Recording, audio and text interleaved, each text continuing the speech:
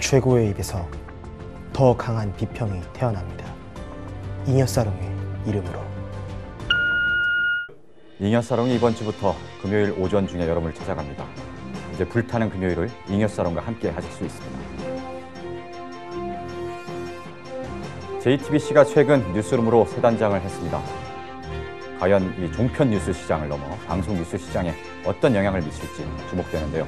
김선영 평론가, 이승환 평론가 두 분 모시고 얘기를 나눠보도록 하겠습니다. 최근 개설된 페이스북 페이지, 잉여사롱 페이지가 화제가 되고 있습니다.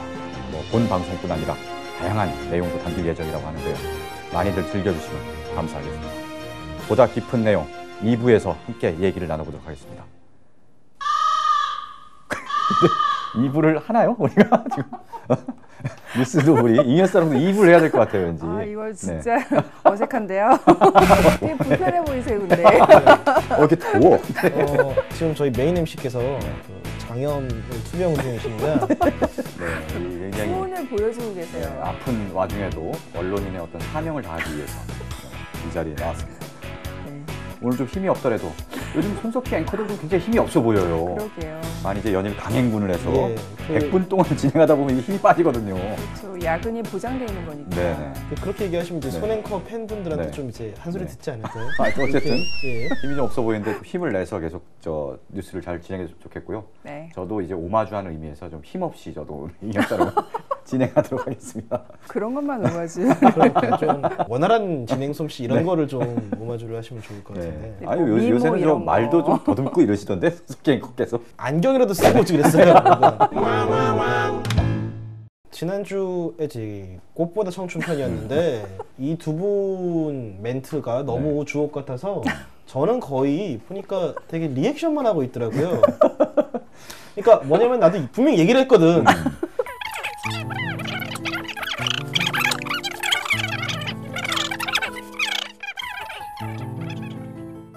갑자기 그 박사님님이 나 댓글을 좀 장문으로 남겨주셨는데 가까운 등산이라도 가기로 했다고 친구랑 이렇게 약속을 했다고 이렇게 충동적으로 갑자기 친구랑 약속을 하시는 분들이 또 댓글을 달아주셨고요. 등산 뭔가 이게 40대스럽네요. 등산 왜 그 프로그램에서 윤상도 그러잖아요. 우리 여행 갔다가 2달에 한 번씩이라도 등산 가자고. 자, 이번 주 그 협찬 소개를 좀 해주시죠. 소설가 김중혁 작가님의 메이드 인 공장입니다. 각종 공장을 정말 찾아다니시면서 쓴 산문집이라고 합니다. 종이, 도자기, 가방, 지구본부터 콘돔이나 초콜릿, 맥주 등등 굉장히 다양한 제품을 생산하는 공장들을 찾아서 탐방을 한 내용들입니다. 책에서 이런 말씀하셨다고 해요. 나라는 존재는 수많은 사람들의 생산으로 만들어진 조립품 같은 것이라고 생각한다. 우리는 지구라는 거대한 공장에서 서로를 조립하고 있는 셈이다. 한겨레 출판에서 이렇게 최근에 나온 아주 따끈따끈한 신부고요. 김중혁 작가님이 또 그림을 또 직접 그리세요. 맞아요. 그림을 굉장히 잘 그려요. 굉장히 잘 그리셔서 이제는 그림에 글을 끼워 판다 이런 소리까지 듣고 계시는데요. 그 뉴스 오프닝에서 잠깐 소개를 해드렸는데요. 이 JTBC가 뉴스룸으로 개편을 했습니다. 예, 그렇습니다. 원래 JTBC 뉴스9이라는 이름으로 50분 동안 이제 9시 시간대에 뉴스를 진행을 하면서 많은 사람들한테 인기를 끌었는데요. 특히나 세월호 전국 이후로 굉장히 깊숙하게 이슈를 파고 들어가고 이건 약간 더 이상 지난 뉴스지 않느냐라고 이야기를 할 때도 여전히 팽목항의 기자를 상주시키고 있는 뉴스로 많은 사랑받았는데 약간 시청률이 그렇게 다시 좀 내려갔다라는 어떤 위기의식도 있었는데 오히려 역으로 뉴스를 확장하는 실험을 했죠. 이름을 뉴스룸으로 바꾸고 시간도 100분으로 편성을 했습니다. 100분 진짜 파격적이지 않나요? 아직 시작한 지 저희가 지금 녹화하는 시점에서는 이제 막 사회가 방영됐을 뿐이지만은 좀 의미가 있다는 시도, 그리고 그 전부터 이미 실험이 쭉 계속돼 왔기 때문에 오늘 주제로 택했고요. JTBC가 요새 들어서 새로 밀고 있는 그 캐치프레이즈가 있지 않습니까? 원래 슬로건은 다름다움이라고. 다름다움이요? 뭔가 생소한 말이네요. 그러니까 아마 예능에서부터 이제 그런 시도가 예, 예. 성공을 거두니까 그게 전체적인 슬로건으로까지 썰전에서부터 시작을 해서 이제 썰전이 어떤 그 교양과 예능의 경계를 무너뜨리면서 우리가 이런 뭐 뉴스 가지고도 얼마든지 즐겁게 얘기를 할 수 있다. 요즘에 그 썰전의 포맷을 확장시킨 뭐 비정상회담이라든지 여러 또 다른 예능들은 그런 말씀하신 어떤 다름다움, 예, 이런 슬로건에 또 어울리는 방향을 나타내 주는 것 같네요. 뉴스룸으로 개편이 되면서 가장 큰 특징은 이제 1부와 2부로 나누는 거잖아요. 예, 네. 그렇죠. 1부는 예전에 JTBC 뉴스9과 거의 비슷하다고 보면 되는 건가요? 어떻습니까? 조금 더 템포가 빨라졌습니다. 아무래도 뉴스9이 50분 안에서 선택과 집중을 하기 위해서 어떤 소식들은 굉장히 길게 전하는 반면 어떤 소식들은 정말 주마간산처럼 지나갈 수밖에 없었던 그렇죠. 한계가 있었다면 예전에 보면 그래서 세월호 관련 뉴스를 앞에서 네. 굉장히 리포트 자체도 길고 그걸 몇 개씩 이렇게 이어서 하잖아요. 그렇죠. 그다음에 뒤로 가면 좀 리포트가 짧아지고 그런 호흡이 있었는데 지금 전반적으로 좀 짧아졌군요. 예, 그렇습니다. 그러니까 일부 같은 경우는 근데 제가 오늘 말투가 약간 계속 리포터 말투네요. 네, 맞아요. 이렇게 얘기하면 네, 그렇습니다. 네. 그래서 이승환 기자, 네, 말씀해 주시죠. 컨셉에 몰입해 있는 거는 예비역에 네. 빙의하더니 네. 컨셉에 몰입해 있는 나밖에 없는 것 같아요. 그러니까 선택과 집중이라고 표현이 되는데, 그러니까 말 그대로 이제 백화점식 뉴스를 지향하고 그렇게 선보였던 새로운 형식이 이제 세월호 전국과 맞물리면서 이게 이제 폭발적인 반응을 일으켰었고, 또 한창 화제가 됐던 그 손석희 앵커가 직접 선곡한 그 엔딩곡. 네, 엔딩곡. 네, 그렇죠. 사실 그것 때문에 지금 저희 햇사람도 예, 그렇죠. 엔딩곡을 이제 선곡하는 그런 네. 체계를 갖췄는데 그런 형식뿐만이 아니라 스타일리시한 어떤 스타일적인 재미 이런 것들도 좀 시도를 하면서 우리가 얘기를 한 게 미국 드라마 뉴스룸에 많이 영향을 받지 않았나 이런 얘기들이 막 나오기 본인이 시작했죠. 미국 드라마 뉴스룸을 굉장히 좀 즐겨보고 그거의 어떤 장점들을 네. 뭔가 일부 도입한 거 아니냐. 네, 그런 가설들이 모라모라 나왔죠. 그래서 실제로 본인이 인터뷰에서 그런 질문을 받고 이야기를 했다고 합니다. 그때 변명을 하기를 뭐 뉴스가 꼭 뉴스룸이 그 미국 드라마 제목뿐만이 아니라 뭐 일반적인 보도국을 지칭을 하는 거니까 뭐 그런 식으로 또 그렇죠. 뭐 답변을 일반 했었죠. 명사이기 때문에 하지만 예, 여전히 의심은 점점 커져만 가죠. 그렇죠. 우리가 심층 보도를 여기서 해야 될 것 같은데 과연 뉴스룸을 보고 거기서 따온 게 아닌가. 자, 2부에서 좀 더 심층 보도로 얘기를 나눠보도록 하겠습니다. 예, 한 걸음 더 들어가 보겠습니다. 어쨌든 외형상으로 보면은 네. 스튜디오에 담당 그 예. 취재한 기자나 아니면은 뭐 전문가라든가 네, 그걸 직접 모셔서 같이 대담, 인터뷰 네. 이런 형식의 그 포맷이 굉장히 많아요. 공격하는 투로 이제 네. 물어본다라고 네. 얘기하시잖아요. 그러니까 보통 TV 뉴스에서는 인터뷰를 하더라도 그런 식으로 얘기를 하지 않습니다. 많이 다 짜놓죠. 그렇죠. 미리.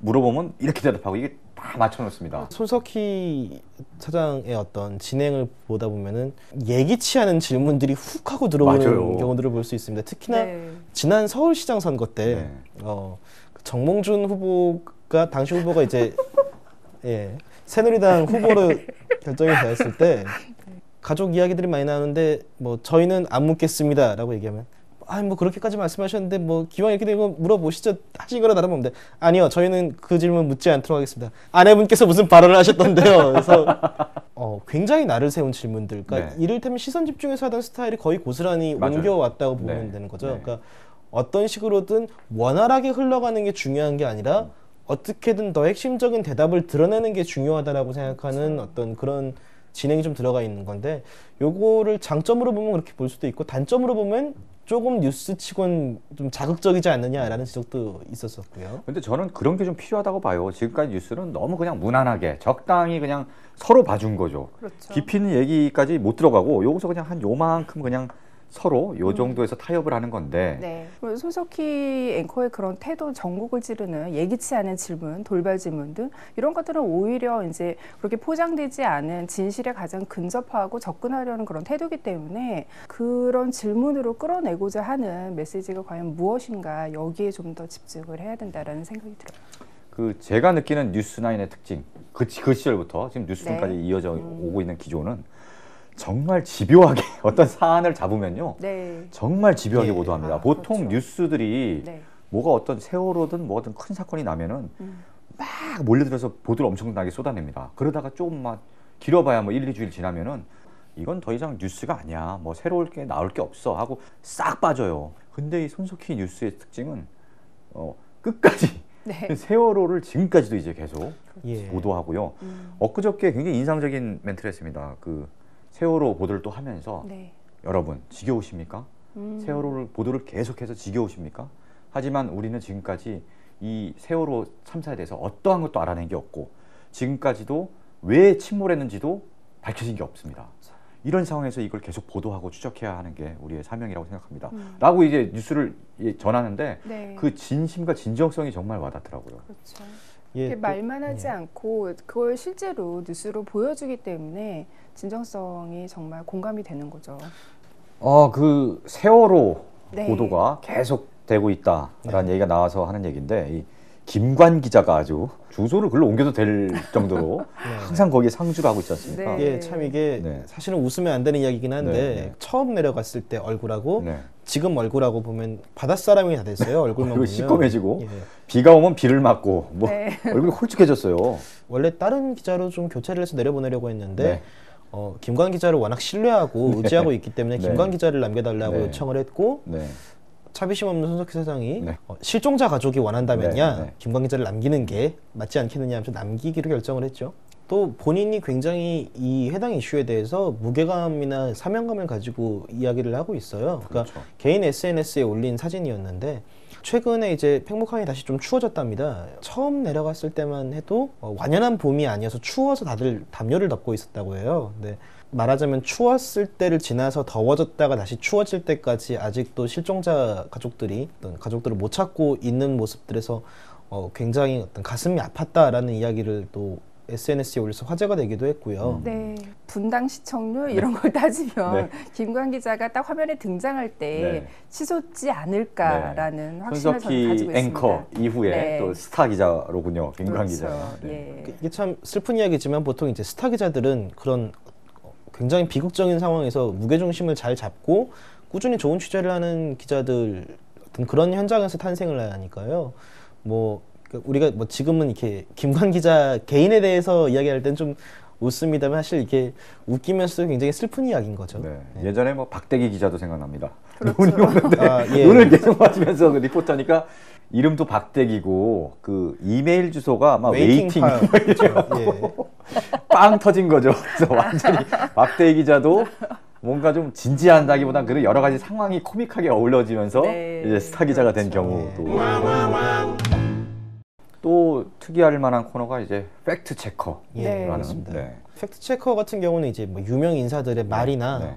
논쟁거리, 뭐 이슈 같은 것들이 과연 이게 사실에 어느 쪽이 맞는 건지 혹은 이 말이 근거가 있는 것인지를 좀 그날그날 체크해주는 코너인데요. 통계 자료도 이게 정말 네. 눈에 보이는 거 말고 숨은 어떤 의미가 있는 그렇죠. 것이 아닌지 그런 걸 찬찬히 되짚어보는 네. 예. 굉장히 그래서 저는 그걸 재밌게 보고 있습니다. 그걸. 일본 배드민턴 팀이 에어컨 바람 때문에 졌다라고 주장을 하는데 이게 맞느냐 네. 이런 것들을 좀 체크를 했는데요. 네. 단순하게 사실이 맞느냐 아니냐만을 따지는 게 아니라 이 맥락에서 어떤 의미를 가지느냐를 조금 한 발 더 깊게 들어가서 짚어주는 그런 시도를 하고 있거든요. 그러니까 사실 뉴스의 가장 기본이 그런 팩트 체크를 팩트 하는 체크죠. 건데 이것을 따로 코너를 그렇게 마련을 해야 될 정도로 그만큼 점점 그 다른 언론 환경이 점점 팩트에서 멀어지고 있다라는. 기본적으로 네. 우리나라 뉴스, 뭐 신문도 그렇고요, 방송도 그렇고요. 네.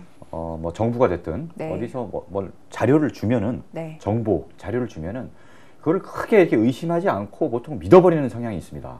발표 자료를 그대로 그냥 네. 옮겨서 기사화하는 게 그게 뉴스고 기사의 전부인 양. 그렇죠. 그런 식으로 해왔죠. 이게 네. 정말 맞는 것이냐. 뒤집어서 생각하고 이래야지 어떤 언론의 본질인데 그게 언론의 어떤 해야 될 일인데 네. 굉장히 이제 사람은 점점 적어지고 업무량은 많아지고 뭐 뉴스는 쏟아지고 이러다 보니까 특히나 이제 진영 논리에 자칫 빠져서 약간 내 편, 내 진영이다라고 생각되는 곳에서 나온 정보는 크로스 체크를 안 한다라거나 어느 쪽으로 미리 방향을 세워놓고 네. 그쪽에 관련된 팩트만 모다 보니까 그게 진짜 팩트인지 잘못된 건지 눈에 안 보였던 거죠. 눈이 네. 먼 거죠, 말하자면.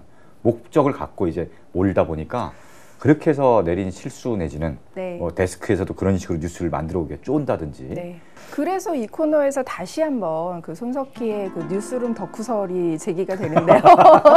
네, 2부 이제 넘어가서 우리 저 3, 4 플러스 네, 뉴스룸 덕후가 맞는 것인가? 네, 또 하나의 증거로서 일단 뉴스룸에서 제일 중요하게 생각하는 게 첫째도 팩트, 둘째도 팩트예요. 계속해서 팩트를 체크를 하는데 그렇다고 우리가 팩트를 그대로 사실반은 반영을 하는, 그러니까 보도를 하느냐, 그건 아니고 이것이 뉴스의 소스에 어떤 양면성이 있는가를 계속 얘기를 하거든요.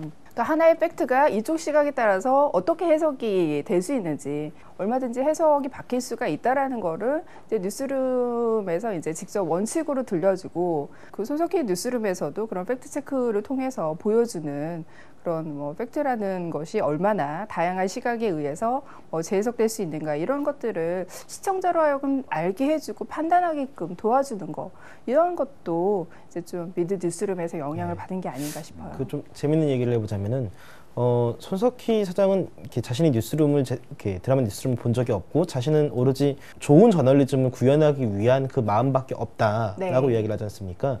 만약에 손 사장이 미드 뉴스룸을 안 봤다라면 이게 더 재밌는 게요.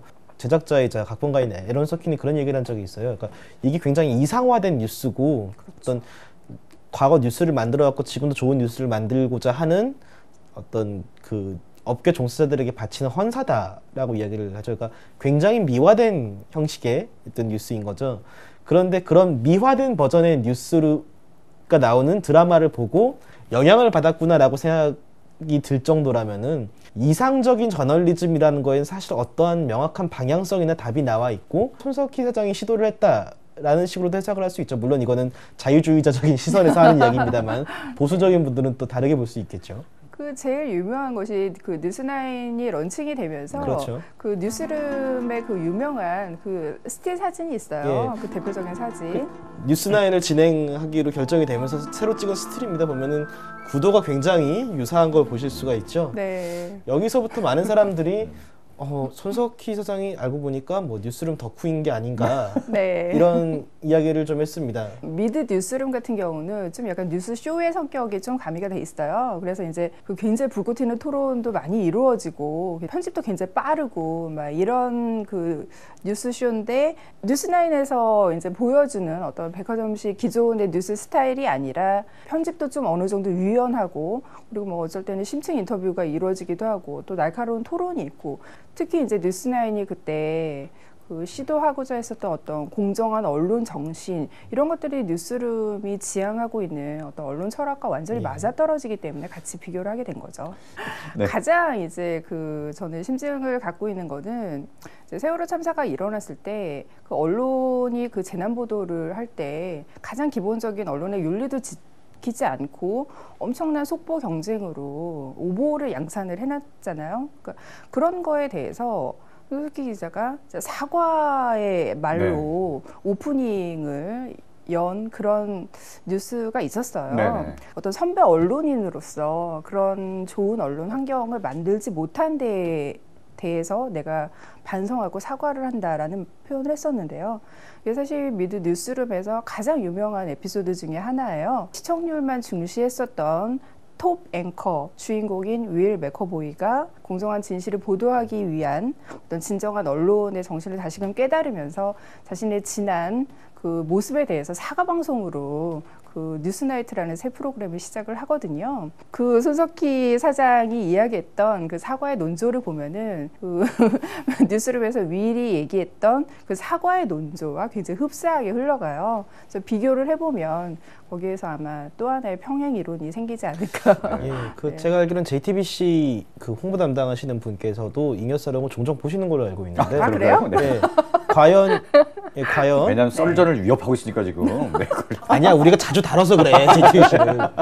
김선영 평론가님의 주장이 맞는지에 대해서는 대답이 올 것 같고요. 네. 아니 여기서 직접 이 김선영 기자의 날카로운 지적에 대해서 손 사장님 직접 연결해서 훅 들어가는 질문을 한번. 손 사장님, 정말 뉴스룸을 안 보신 건가요? 네. 뉴스룸을 봤냐 안 봤냐 질문 드리지 않겠습니다. 네. 팩트가 뒷받침해 주는 것이지요. 좀 비슷한가요? 아니, 얼굴이 안 비슷하니까 예, 말씀 거기까지 없네요. 듣겠고요. 네. 정말 100분 동안 1, 2분 나눠서 심층 보도를 하는 건 좋은데 너무 길어서 좀 늘어지고 막 시청률도 2부쯤에서는 떨어지고 이런 현상도 있지 않나요? JTBC 뉴스9을 꾸준히 봤던 시청자들 입장에서는 예전에 길게 가고 갔던 호흡에 비해서 1부는 지나치게 짧고 2부는 지나치게 늘어진다라는 이야기를 들을 수 있는 거죠. 보통 1부에서는 뭐 리포트가 웬만한 리포트는 다 1분 30초를 넘지 않고요. 보니까 2부에서는 뭐 10분짜리 리포트도 있고 굉장히 긴 호흡의 리포트들이 많더라고요. 네. 기존의 뉴스와 어떤 그 탐사보도 프로그램, 과거에 뭐 MBC 같은 데서 방영했던 뭐 뉴스후 같은 프로그램들을 이렇게 붙여놨다고 보시면 될 것 같은데요. 그렇죠. 이런 실험이 사실은 라디오 쪽에는 굉장히 많지 않습니까? 라디오 뉴스쇼는 많은 채널들에서 그 황금 시간에 그런 2시간짜리 뉴스쇼들을 배치를 하면서 청취자들을 사로잡고 있는데 이거를 약간 TV로 갖고 온 호흡이라고 보면 되고요. 다만 이 호흡이 TV 시장에서도 먹힐 수 있을 것인가는 좀 두고 봐야 될 것 같다는 생각입니다. 어쨌든 초유의 실험이 네. 어떻게 될 것인지 관심을 갖고 좀 지켜봐야 될 필요가 있습니다. 네. 분명히 긍정적인 면이 있는데요. 이게 네. 또 시청률의 논리로 뭐 조금 가다가 이게 뭐 흐지부지 된다든가 이러지 않았으면 좋겠네요. 그래서. 꾸준히 제기됐었던 한편의 문제가 뭐였냐면은 그 뉴스9은 굉장히 좀 그래도 이제 공정한 진실 이거에 근접하는 뭐 보도를 하고 있지만 그 외 JTBC의 다른 보도 쪽은 손석희 사장의 영향력이 조금 미치지 않는 게 아닌가, 편파적인 발언이 있기도 하고 뭐 논란이 있기도 하고 이런 프로가 있었는데 이번에 뉴스룸을 보면서 뭔가 이제 손석희 사장이 그런 비판까지 다 안고 뭔가 이게 뉴스룸을 JTBC 보도의 어떤 컨트롤 타워처럼 만들려는 게 아닌가, 이런 좀 의도도 돋보였어요. 그래서 그 이제 뭐 첫 주, 뭐 런칭된 지 첫 주이지만 뭐 아직까지는 뭐 시청률 이런 거에 구애받지 않고 자신의 실험을 좀 그래도 끝까지 뭐 계속 정착할 때까지는 하지 않을까. 예. 걱정되는 건 이런 거죠. 손석희 한 명에 네. 의해 굉장히 많은 변화가 일어났는데 문제는 이제 뭐 어떤 불미스러운 일이든 뭐가 하여튼 뭔가 해서 그만둬버리면 손석희 사장이 뭐 사장 앵커를 그만둬버리면 이 JTBC 뉴스는 어디로 갈 것인가에 대한 우려도 있는 거 아니겠습니까? 그런 역할을 사실은 손석희라는 하나의 존재이기 때문에 그런 질문들이 대두되는 것이 아니라 손석희가 이미 그 안에 하나의 그 리더로서 자리를 잡았기 때문에 그런 질문들이 꾸준히 제기가 되는 거라는 생각이 들거든요.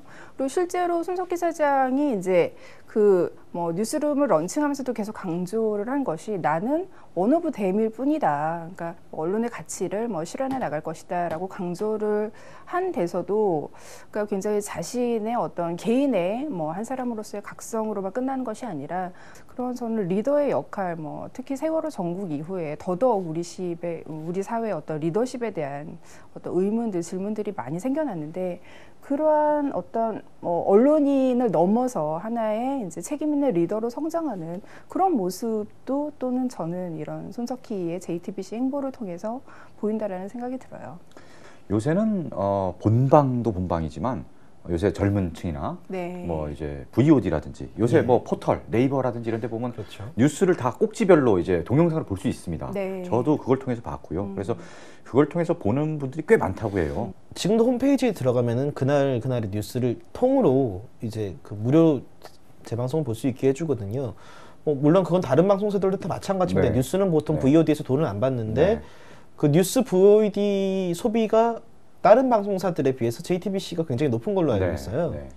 그런 것들까지 다 합친다면은 좀 젊은이들, 뭐 또 2049의 타겟층이라고 할 만한 사람들은 실제로는 더 많이 소비하고 있지 않을까라는 추측이 가능한 것이죠. 그렇죠. 그리고 이 숫자 자체도 이제 단순한 시청률 수치로 비교할 것이 아니라 이제 보는 이제 주력 그 소비층. 이 JTBC는 확실히 좀 젊은 층에 몰려있기 때문에 사회를 좀 움직이는 역동적인 계층들이 많이 보죠. 그렇죠. 여론을 좀 활발하게 주도해 나가는 그런 세대가 많이 보기 때문에 뭐 시청률이 조금 낮아도 광고는 가장 많이 팔린다고 하죠. 역시 뭔가 광고. 우리 잉여사롱도 좀 광고의 힘.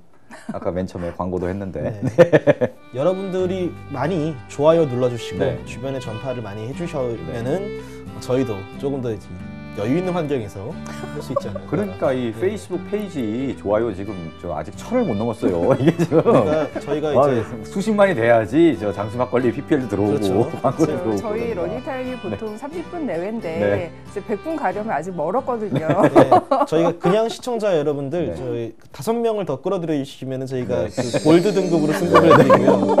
예. 저희가 옥장판 이런 거 부탁드리는 거 아니지 않습니까? 예. 아, 이 엔딩곡을 준비하면서요. 네. 아니 손석희 앵커는 본인이 하다가 본인이 그만뒀는데 나는 왜 계속해야 되지?